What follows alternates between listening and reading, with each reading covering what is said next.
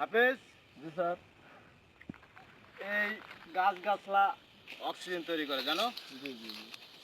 এই গাছগাছলা কেটে সব পরিষ্কার করে ফেলেছে, এই জন্য দেশের রোগ অনেক বেড়ে গেছে, মানুষ অসুস্থ হচ্ছে, মারা যাচ্ছে। তাহলে তোমাদের এই যে দায়িত্ব দেওয়া হয়েছে তার কি করেছো তোমরা? স্যার এটা একটা আপনার চমৎকার একটা প্রশ্ন, ঠিক আছে। কিন্তু আমাদের এই প্রাকৃতিক সম্পদ আমাদের জন্য আল্লাহ সৃষ্টি করছে, কিন্তু বাংলাদেশে যে জনসংখ্যার হার সেই হিসাবে আমাদের মনে করেন চাষের জমি খুব কম। অনেকেই মনে করেন চাষে, এই যে পাহাড়ি অঞ্চলের লোকজন, এরা চাষ না করে, এদের চাষের কোনো জমি নেই, এরা কিভাবে চলবে? ওরা জানছে যে গাছপালা কাটলে, পাহাড় ধ্বংস করলে আমাদের দেশের ক্ষতি হচ্ছে, আমাদের প্রাকৃতিক সম্পদের ক্ষতি হচ্ছে, কিন্তু তাদের তো বেঁচে থাকতে হবে। আর বেঁচে থাকতে হলে জীবিকা নির্বাহের প্রয়োজন। যেভাবেই তারা জীবিকা অর্জন করার করবে, সেটা চুরি করে হোক, ডাকাতি করে হোক, আর সৎ পথে হোক। তো স্যার এদের এই পথ ছাড়া আর ওরা তো চুরি করছে না, ডাকাতি করছে না, তাদের বেঁচে থাকতে হবে, তাই তারা আজকেই মনে করেন যে আমাদের প্রাকৃতিক সম্পদ, পাহাড় গাছপালা সব কেটে ফেলতেছে।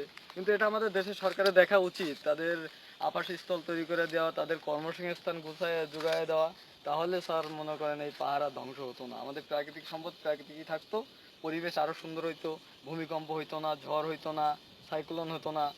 এই জন্য আর কি স্যার দেশের এই ক্ষয়ক্ষতি হচ্ছে। কিন্তু হাফেজ, তুমি কথা যা বলছো Actually ঠিক আছে। 50% শিওর, 50% আনশিওর। কারণ আইন কারণ নিজের হাতে তুলে দেওয়া নেওয়া কোনো অধিকার নেই। অধিকার নেই, হ্যাঁ। কিন্তু এই এলাকার লোকজন তাদের নিজেরা আইন হাতে তুলে নিচ্ছে, তারা দণ্ডনীয় অপরাধ করছে, এই জন্য তুমি অভিযোগ করো।